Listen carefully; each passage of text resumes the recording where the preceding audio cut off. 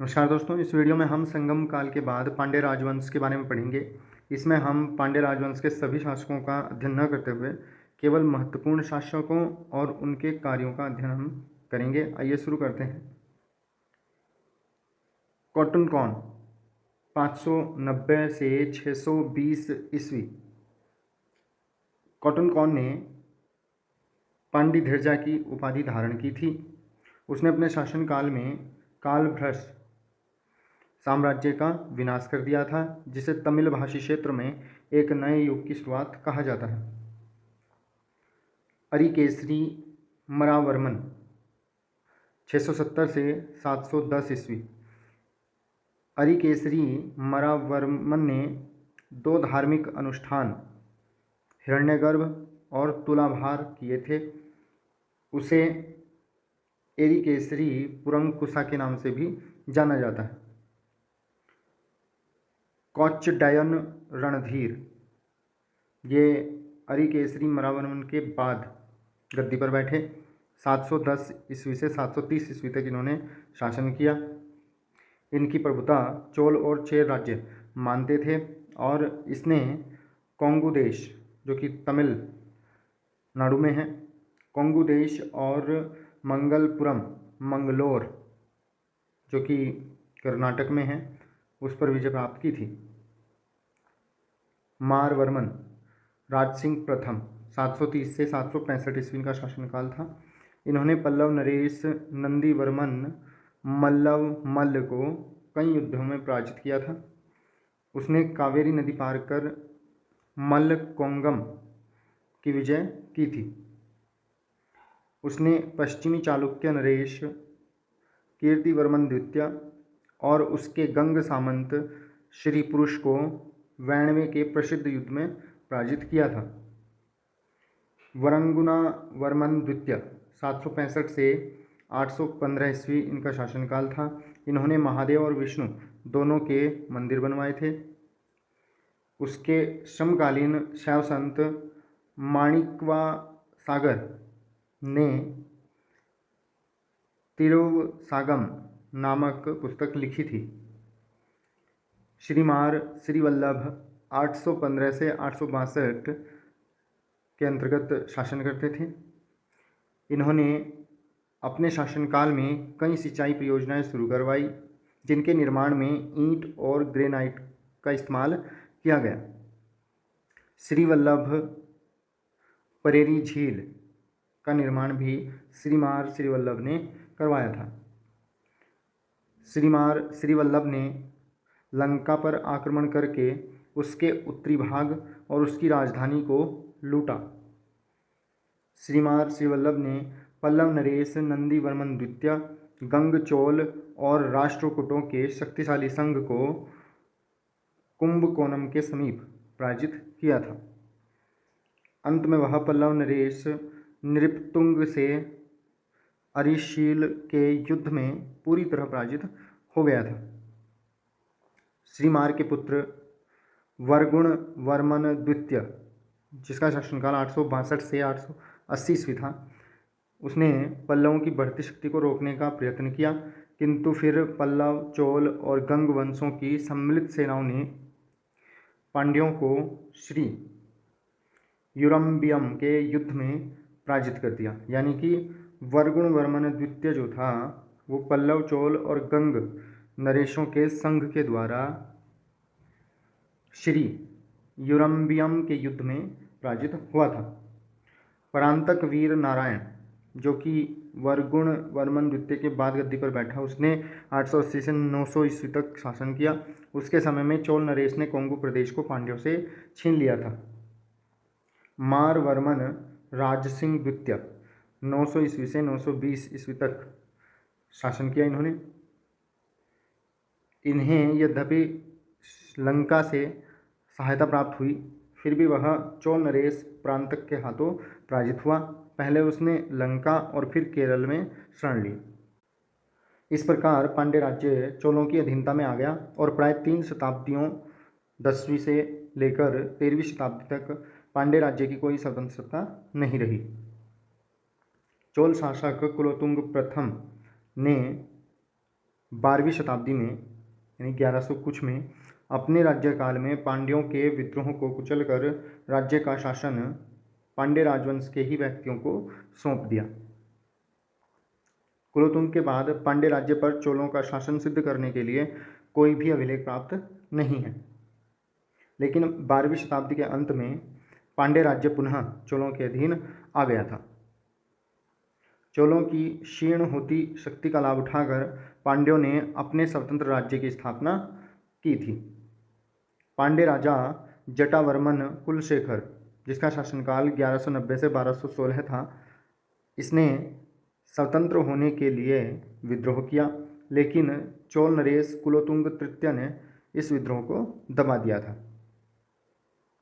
जटावर्मन के छोटे भाई मारवर्मन सुंदर पांड्य, जिनका शासनकाल 1216 से 1238 था, इन्होंने सच्चे अर्थों में, सच्चे रूप में द्वितीय पांड्य साम्राज्य का आरंभ किया।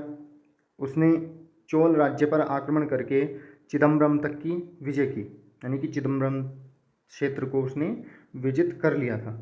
किंतु होयसलों के हस्तक्षेप के कारण उसने चोलों को अधीनता स्वीकार करने पर ही छोड़ दिया।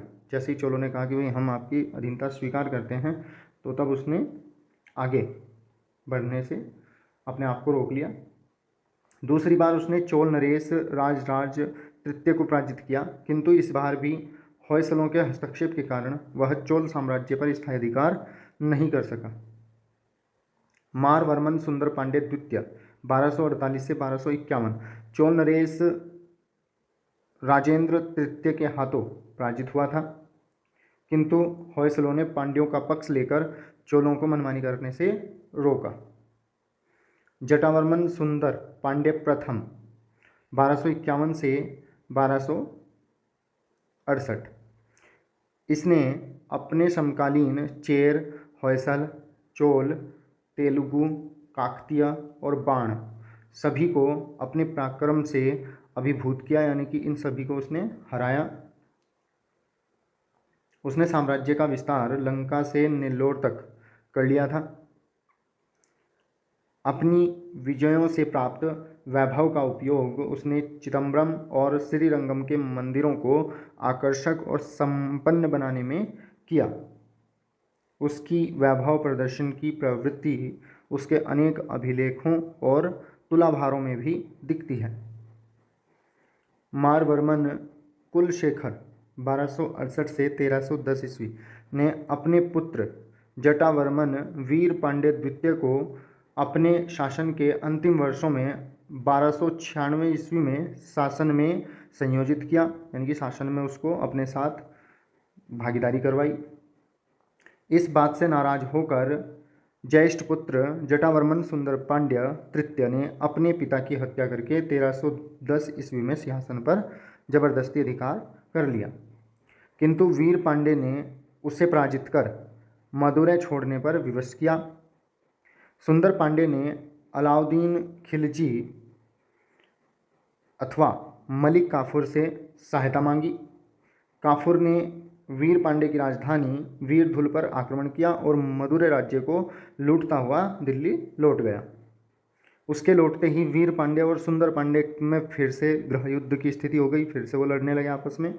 इस परिस्थिति का लाभ उठाकर केरल के शासक रविवर्मन कुलशेखर ने पांड्य देश पर आक्रमण कर कांची तक अधिकार कर लिया। वीर पांड्य केरल के शासक रविवर्मन कुलशेखर से मिल गया। काकतीय नरेश प्रतापरुद्र द्वितीय ने सुंदर पांड्य के पक्ष में रविवर्मन कुलशेखर और वीर पांड्य को पराजित किया और सुंदर पांड्य को वीरधूल के सिंहासन पर बैठाया। इसके बाद सुंदर पांड्य ने 1319 तक मदुरै पर शासन किया। पांड्य राज्य पर दूसरा मुस्लिम आक्रमण 1320 ईस्वी में खुसरो खान या नसीरुद्दीन खुसरो के अधीन हुआ। फलस्वरूप मदुरै में दिल्ली के सुल्तान की ओर से प्रांतपाल की नियुक्ति हो गई। इन आक्रमणों से, जो काफूर के द्वारा हुआ था और फिर दूसरा आक्रमण 1320 में खुसरो के द्वारा हुआ था, इन आक्रमणों से वीर पांड्य की शक्ति क्षीण तो अवश्य हुई, किंतु पांड्य देश के बड़े भूभाग पर उसका अधिकार बाद तक बना रहा। उसके राज्यकाल के 46वें वर्ष अर्थात 1341 ईस्वी के अभिलेख भी उपलब्ध होते हैं। मोहम्मद बिन तुगलक के समय 1334 में शायद अहसान शाह ने मदुरै सल्तनत की स्थापना की थी। यानी कि जो मदुरै पर जो कब्जा किया गया था सुल्तान की तरफ से, दिल्ली के सुल्तान की तरफ से, खुसरो की तरफ से, वहाँ पर राज्यपाल की नियुक्ति हुई थी। लेकिन मोहम्मद बिन तुगलक के समय में वहाँ के राज्यपाल शायद एहसान शाह ने अपनी स्वतंत्र सल्तनत मदुरै सल्तनत स्थापित कर ली थी। लेकिन अभी भी पांड्यों का अधिकार मदुरै, रामनाड, तंजौर, दक्षिणी आक्टी और पुदुकोट्टई पर बना रहा। बुक्का के पुत्र कुमार कंपन के द्वारा मदुरै पर विजय नगर साम्राज्य का अधिकार स्थापित हो गया और इसके बाद पांड्यों का प्रभुत्व केवल तिरुनेलवेली तक सीमित रह गया। यानी कि केवल तिरुनेलवेली और उसके आसपास के क्षेत्र पर ही पांड्य शासक जो थे वो शासन करने लगे और ये बात लगभग 1377 के आसपास की है। 16वीं शताब्दी के आरंभ में पांड्य राजवंश का पूर्ण रूप से लोप हो गया। वरगुण राम पांड्य 1613 से 1618 ईस्वी तक जिनका शासनकाल था, ये पांड्य राजवंश के अंतिम शासक थे। तो ये हमारी कुछ जानकारी थी पांड्य राजवंश के संबंध में, जो कि संगम काल के बाद स्थापित था। Thanks for watching. Please like and share the video and subscribe my channel.